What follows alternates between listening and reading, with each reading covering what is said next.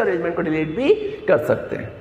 अब इसी चीज़ को समझने के लिए हमने नीचे एक एग्जाम्पल बनाया है कि आखिर हम स्टैक मेथड का यूज कैसे करते हैं और स्टैक मेथड को किस तरह से प्रोसेस किया जाता है। इस चीज़ को समझने के लिए हमारे पास एक 4 साइड्स का एक स्टैक है। अब इस स्टैक में हम पुश एंड पॉप मेथड का यूज करके एलिमेंट को इनपुट भी करना चाहते हैं और एलिमेंट को डिलीट भी करना चाहते हैं और ये चेक करना चाहते हैं कि वो ओवरफ्लो कंडीशन में है या अंडरफ्लो कंडीशन में है। तो फर्स्ट स्टेप में स्टैक हमने 4 साइज का स्टैक बनाया जिसमें 0 1 2 3 इट में 4 ब्लॉक का स्टैक बनाया। स्टैक बनाने के बाद इस स्टैक का लोअर इंडेक्स नंबर क्या आ रहा है 0 और हायर इंडेक्स नंबर क्या आ रहा है 3 आ रहा है। अभी फर्स्ट केस में स्टैक में कोई भी एलिमेंट इनपुट नहीं है, तो यहाँ पर टॉप की जो पोजीशन आ रही है वो क्या आ रही है, नन आ रही है। इट मीन्स की निल वैल्यू है, it means that condition is called the underflow condition. इसके बाद सेकंड केस में हमने एक नया एलिमेंट पुश किया ए कि हम इस लिस्ट के अंदर एक एलिमेंट इनपुट करना चाहते हैं, तो हमने पुश ए किया।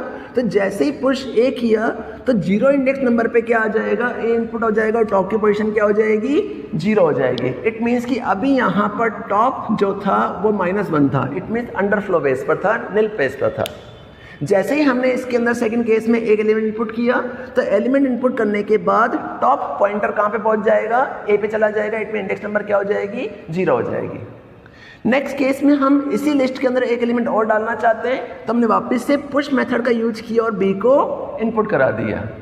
जैसे ही हमने इसके अंदर बी इनपुट किया तो 0 1 तो टॉप की पोजीशन क्या हो जाएगी 1 हो जाएगी। 1 नंबर इंडेक्स नंबर पे क्या पड़ा हुआ है, बी पड़ा हुआ है। इट मीन्स टॉप पोजीशन कौन सी है, ये है। तो इस चीज़ को आप ऐसे भी समझ सकते हो कि जब आप माइक्रोसॉफ्ट वर्ड डॉक्यूमेंट के अंदर वर्किंग करते हैं तो MS वर्ड के अंदर आपने देखा होगा कि यहाँ जो MS वर्ड का स्ट्रक्चर होता है उस स्ट्रक्चर के अंदर बाय डिफ़ॉल्ट हमारा कर्सर हमेशा यहाँ पर रहता है, स्टार्टिंग पोजीशन पे रहता है, जिसे हम बेसिकली पॉइंटर कहते हैं या कर्सर कहते हैं। अब जब आप टाइपिंग करना शुरू करते हैं तो टाइप करते करते अगर आपने यहाँ तक टाइप किया है तो आपका कर्सर कहाँ पहुँच जाएगा, यहाँ पहुँच जाएगा। इसी टाइप से जब हम स्टैक के अंदर एलिमेंट इनपुट कर रहे हैं तो फर्स्ट केस में स्टैक में कोई भी एलिमेंट नहीं है तो इसकी टॉप पोजीशन क्या है -1 या फिर नन है। फर्स्ट केस में हमने एक एलिमेंट इनपुट किया तो टॉप पोजीशन क्या हो जाएगी, ए पे आ जाएगी। सेकंड केस थर्ड केस में हमने पुश बी किया, एक एलिमेंट और डाला तो टॉप पोजीशन क्या हो जाएगी 1 हो जाएगी। नेक्स्ट केस में हमने एक एलिमेंट और इनपुट किया, नेक्स्ट केस में एक एलिमेंट और इनपुट किया तो पुश किया हमने सी को, तो जैसे ही सी डाला तो टॉप की पोजीशन क्या हो जाएगी 2 हो जाएगी। इट मीन्स टॉप पोजीशन कहाँ पे आ चुकी है, 2 पे आ चुकी है। 2 पे आने के बाद नेक्स्ट केस में हमने पॉप मेथड का यूज किया और पॉप मेथड का यूज करके हमने एक एलिमेंट को रिमूव कर दिया।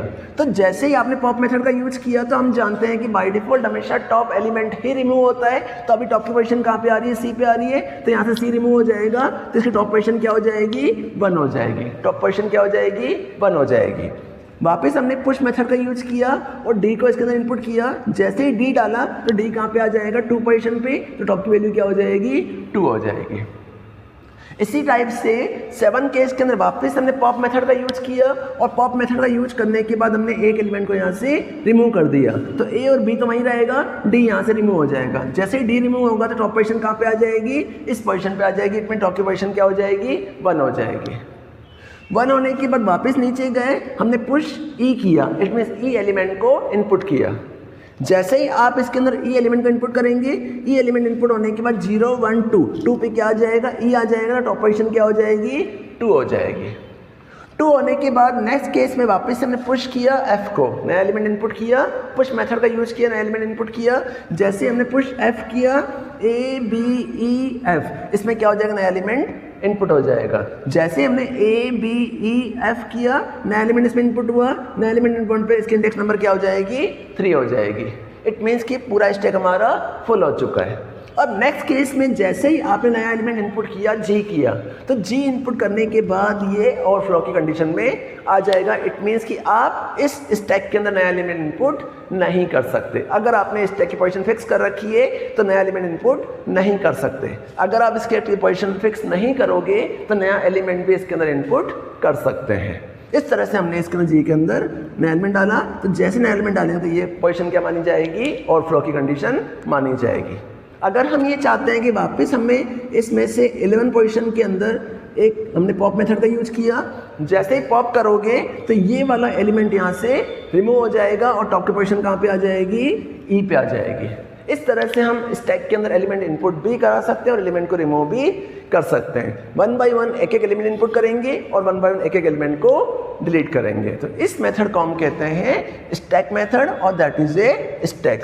और इसी स्टैक के अंदर दो तरह के मेथड इसमें आते हैं, एक होता है पुश मेथड, एक होता है पॉप मेथड। तो पुश मेथड एलिमेंट को इनपुट के लिए वर्क करता है और पॉप मेथड एलिमेंट को डिलीट करने के लिए उसमें लिया जाता है। और पुश एंड पॉप के अलावा जिस पोजीशन का एलिमेंट हम इनपुट कर रहे हैं या जिस पोजीशन से एलिमेंट को हम रिमूव कर रहे हैं उस पोजीशन को हम टॉप पोजीशन कहते हैं। जब किसी भी स्टैक में कोई भी एलिमेंट अवेलेबल नहीं होता है तो उस केस में हमारी पोजीशन -1 होती है। It means that condition is called the underflow.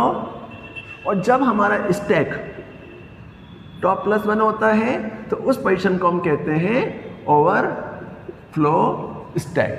It means कि एक कंडीशन होती है अंडरफ्लो कंडीशन और दूसरी कंडीशन होती है ओवरफ्लो कंडीशन। तो इसी के साथ ये टॉपिक मेरा यहाँ पे कंप्लीट हो रहा है। इसी टॉपिक के बाद बुक के अंदर आपके सामने कई सारे एग्जांपल्स दिए हुए हैं, जिन एग्जांपल को आप एक बार टैली करोगे उनका यूज में करके देखोगे कि इनको हम यूज कैसे करते हैं। नेक्स्ट क्लास के अंदर स्टैक के ऊपर कई तरह के ऑपरेशंस परफॉर्म होते हैं, जिनमें हम अर्थमेटिक ऑपरेशन भी यूज कर सकते हैं, न्यूमेरिकल ऑपरेशन भी यूज कर सकते हैं, जिसे हम कहते हैं पॉलिश नोटेशन। तो पॉलिश नोटेशन से रिगार्डिंग ही एग्जाम में क्वेश्चंस आते हैं कि हम स्टैक का यूज करके किसी एक्सप्रेशन को किस तरह से सॉल्व कर सकते हैं, या मैथ्स के अंदर बॉडमास रूल का यूज हम करते हैं तो किस तरह से एक्सप्रेशन को इजीली एक्सिक्यूट कर सकते हैं। स्टैक के बाद स्टैक के अंदर ही हमारा एक नया टॉपिक यूज में आता है, that is a polish notation. Polish notation होता क्या है इसको पहले समझ लेते हैं। तो पॉलिश नोटेशन या पॉलिश स्ट्रिंग, तो पॉलिश स्ट्रिंग का मतलब ये होता है कि another application of stack is in the conversion of arithmetic expression in high level programming language into machine readable form. As per our computer system can only understand the work of binary language, it assumes that an arithmetic operation takes place in two operands like a plus b, c multiplied d divided by a, etc. But in our usual form of arithmetic expression may consist of more than one operator and two operands. Example, a plus b multiplies c divided by j plus d. This complex arithmetic expression can be converted into the Polish string using stack, which then can be executed in two operands and operator form. कि basic meaning ये होता है कि जब हम computer system के अंदर working करते हैं तो हम ये जानते हैं कि कंप्यूटर सिस्टम में वर्किंग करने के लिए बेसिकली हम 2 टाइप की लैंग्वेजेस का यूज़ करते हैं, जिनमें एक लैंग्वेज होती है हाई लेवल लैंग्वेज और एक होती है लो लेवल लैंग्वेज। तो हम ये जानते हैं कि कंप्यूटर एक बाइनरी मशीन है और बाइनरी मशीन होने की वजह से इसमें जितना भी वर्क होता है वो सारा वर्क हमेशा 0 और 1 के फॉर्मेट में किया जाता है। लेकिन हम जिस लैंग्वेज को समझते हैं वो लैंग्वेज हमारे लिए एक अर्थमेटिक एक्सप्रेशन, मतलब हम जिस लैंग्वेज को समझते हैं उस लैंग्वेज को हम कहते हैं हाई लेवल लैंग्वेज। तो इस केस में आज मैंने अगर a + b एक एक्सप्रेशन लिखी, तो एक्सप्रेशन लिखने के बाद a में मैंने 10 पास कर दिया, मैंने 20 पास कर दिया। तो a में 10 और 20 पास करने के बाद जब मैं इस एक्सप्रेशन को सॉल्व करता हूँ तो 10 का बाइनरी निकलेगा, 20 का बाइनरी निकलेगा और बाइनरी निकलने के बाद एडिशन होकर वैल्यू मेरे इनपुट हो जाएगी। लेकिन जब हम कोई मैथमेटिकल एक्सप्रेशन लिखते हैं तो मैथमेटिकल एक्सप्रेशन लिखने पर आपने यहाँ पर a + b multiply by c divide by d, इस तरह से आपने अगर कोई एक्सप्रेशन लिखी तो इस एक्सप्रेशन को जब एग्जीक्यूट किया जाएगा तो हम ये जानते हैं कि इस एक्सप्रेशन के अंदर हमेशा बॉडमास रूल चलता है और बॉडमास रूल के अंदर जिस ऑपरेटर की प्रायोरिटी हाई होगी, प्रेसिडेंसी हाई होगी, वो ऑपरेटर पहले सॉल्व होगा और उसके बाद नेक्स्ट वाला ऑपरेटर सॉल्व होगा। तो हम ये जानते हैं कि अगर हम स्टैक के अंदर अर्थमेटिक एक्सप्रेशन को सॉल्व करते हैं, अर्थमेटिक एक्सप्रेशन को सॉल्व करते हैं, तो सॉल्व करने पर अगर एक्सप्रेशन इस तरह से बनी हुई है तो उस एक्सप्रेशन को कन्वर्ट करने में काफ़ी टाइम कंज्यूम होता है। तो इस प्रॉब्लम को सॉर्ट आउट करने के लिए हम स्टैक के अंदर ही पॉलिश स्ट्रिंग का यूज कर सकते हैं, एक स्ट्रिंग एक एल्गोरिथम का यूज कर सकते हैं, जिस एल्गोरिथम की हेल्प से हम किसी भी एक्सप्रेशन को उनकी ऑपरेटर के बेस पर स्टैक ऑर्डर में अरेंज कर सकते हैं। और एक्सप्रेशन अगर स्टैक ऑर्डर में अरेंज हो जाएंगी तो जो ऑपरेटर पहले आएगा वो पहले सॉल्व होगा, दूसरा ऑपरेटर बाद में आएगा वो बाद में सॉल्व होगा। तो उस एक्सप्रेशन को ही हम, उस मेथड को हम कहते हैं Polish string method. For example कि another application of stack is an conversion of arithmetic expression into high level programming language into machine readable form. As our computer system can only be understand the work of binary language, but in our usual form of arithmetic expression may consist of more than one operator and two operands, कि जब हम कोई भी expression लिखते हैं तो उस expression के अंदर more than one operator और operands होते हैं. For example a plus B multiply by c, brackets के अंदर d divide by j plus d. This complex arithmetic expression can be converted into Polish string using the stack, कि अगर हम इस तरह से एक लेंथी स्ट्रिंग लिखते हैं तो उस लेंथी स्ट्रिंग को स्टैक मेथड के थ्रू हम किसी भी पॉलिश स्ट्रिंग में कन्वर्ट कर सकते हैं. Polish string using stack which then be execute into operands and operator form, कि अगर हम इस एक्सप्रेशन को पॉलिश स्ट्रिंग में कन्वर्ट कर देंगे तो हम उस एक्सप्रेशन को हम इजीली एग्जीक्यूट कर सकते हैं. Polish string name after a Polish mathematician Jack Luxemburg refer to a notation in which the operator symbol is placed either before its operand or after its operand, in contrast to usual form where operator placed in between operands is the infix notation. कि जब हम Polish string को solve कर लेते हैं तो Polish string बनने के बाद उस expression में जो operator आ रहा है वो operator operand के पहले लगेगा या फिर ऑपरेटर उस ऑपरेंड के बाद में लगेगा. इट मीन्स कि या तो हम एक्सप्रेशन को प्लस ए बी लिखेंगे या फिर एक्सप्रेशन को ए बी प्लस लिखेंगे. तो इस एक्सप्रेशन को हम कहते हैं प्रीफिक्स एक्सप्रेशन, इसे हम कहते हैं प्रीफिक्स एक्सप्रेशन. अगर ऑपरेटर बाद में आ रहा है तो इस एक्सप्रेशन को हम कहते हैं पोस्टफिक्स एक्सप्रेशन. और अगर ये ऑपरेटर इन दोनों के बीच में लग रहा है तो इस एक्सप्रेशन को हम कहते हैं इनफिक्स एक्सप्रेशन. की इट मीन्स कि जब हम पॉलिश नोटेशन का यूज करेंगे तो पॉलिश नोटेशन या पॉलिश स्ट्रिंग को यूज करने के बाद किसी भी एक्सप्रेशन को जब एग्जीक्यूट किया जाएगा या सॉल्व किया जाएगा स्टैक मेथड के थ्रू, तो स्टैक मेथड के सॉल्व करने के बाद ऑपरेटर उस ऑपरेंड के पहले लगेगा तो उस एक्सप्रेशन को हम कहते हैं प्रीफिक्स एक्सप्रेशन. अगर ऑपरेटर उस एक्सप्रेशन के बाद लग रहा है तो उससे हम कहते हैं पोस्टफिक्स एक्सप्रेशन. और अगर ऑपरेटर उन दोनों के बीच में लग रहा है तो उस एक्सप्रेशन को हम कहते हैं इनफिक्स एक्सप्रेशन. अब इस चीज़ को समझने के लिए कि तीन तरह की जो एक्सप्रेशंस होती है उन एक्सप्रेशन को समझने के लिए हमने छोटी सी टेबल बनाई है, उस टेबल के अंदर हम उसे आइडेंटिफाइड कर रहे हैं. तो तीन तरह की एक्सप्रेशंस होती है. एक एक्सप्रेशन होती है इनफिक्स नोटेशन, एक होता है प्रीफिक्स नोटेशन, एक होता है पोस्टफिक्स नोटेशन. इनफिक्स नोटेशन में हमने a प्लस बी लिखा. अगर इस एक्सप्रेशन को हम प्रीफिक्स में लिखेंगे तो प्लस ए बी लिखा जाएगा, अगर पोस्टफिक्स में लिखेंगे तो ए बी प्लस लिखा जाएगा.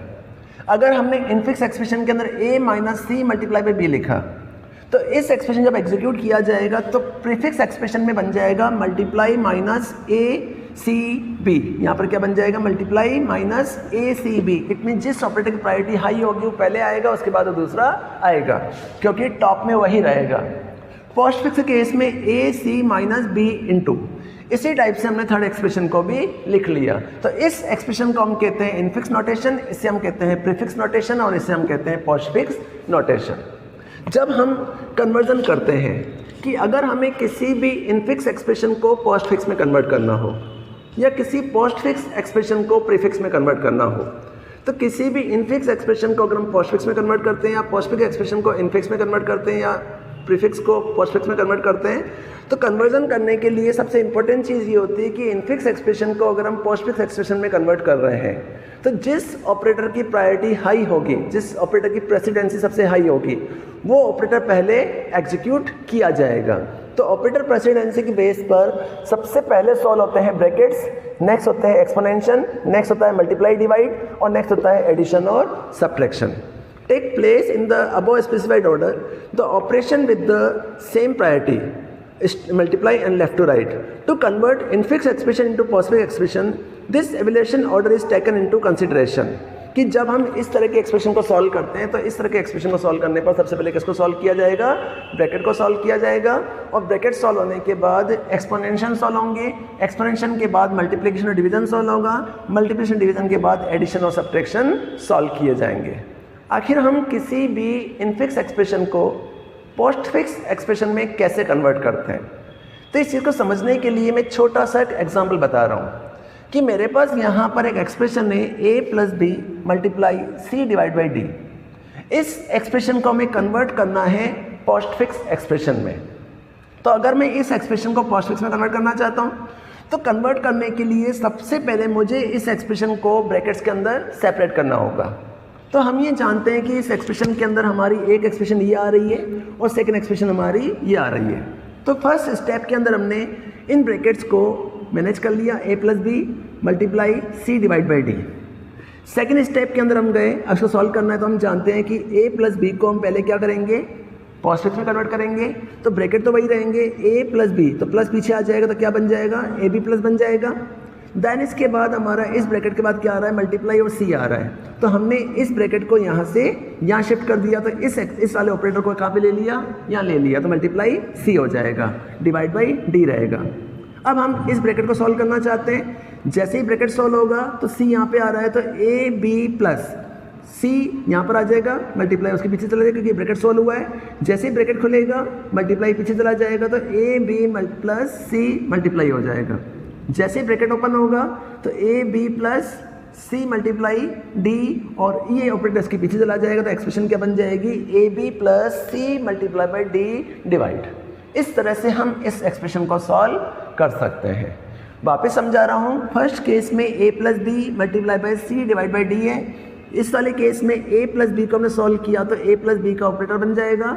जैसे ही ये ब्रैकेट सॉल्व होगा तो मल्टीप्लाई इसके बाद चला जाएगा और c मल्टीप्लाई बन जाएगा। जैसे ही ब्रैकेट सॉल्व होगा तो d इसके पार्ट बन जाएगा, तो एक्सप्रेशन क्या बन जाएगी, a b plus c multiply by d divide. इस तरह से हम इस एक्सप्रेशन को स्टैक मेथड के थ्रू सॉल्व कर सकते हैं। अब इस मेथड को अगर हम किसी भी प्रीफिक्स एक्सप्रेशन को पोस्टफिक्स में कन्वर्ट करते हैं या किसी भी इनफिक्स एक्सप्रेशन को पोस्टफिक्स में कन्वर्ट करते हैं, तो अगर किसी भी इनफिक्स एक्सप्रेशन को पोस्टफिक्स में कन्वर्ट किया जाता है तो हमेशा बोर्डमास रूल फॉलो होता है, जिसे हम टेबुलर फॉर्मेट से सॉल्व कर सकते हैं। लेकिन मेन चीज़ ये है कि while converting infix into prefix, operator are put before the operands, rest of the conversion procedure is similar to, कि अगर किसी भी इनफिक्स एक्सप्रेशन को प्रीफिक्स एक्सप्रेशन में कन्वर्ट करना हो तो ऑपरेटर पीछे लगने की बजाय ऑपरेटर कहाँ लग जाएंगे, आगे लग जाएंगे, बाकी प्रोसेस हमारा सेम टू सेम चलेगा। अब हम एल्गोरिथम मेथड का यूज करते हुए किसी एक्सप्रेशन को किस तरह से सॉल्व करते हैं, किस तरह से हम स्टैक मेथड के थ्रू एक्सप्रेशन को सॉल्व कर सकते हैं, जिसे हम टेबल फॉर्मेट के थ्रू आइडेंटिफाई करेंगे और एग्जांपल्स भी डिस्कस करेंगे। तो ये टॉपिक हम नेक्स्ट क्लास में डिस्कस करेंगे।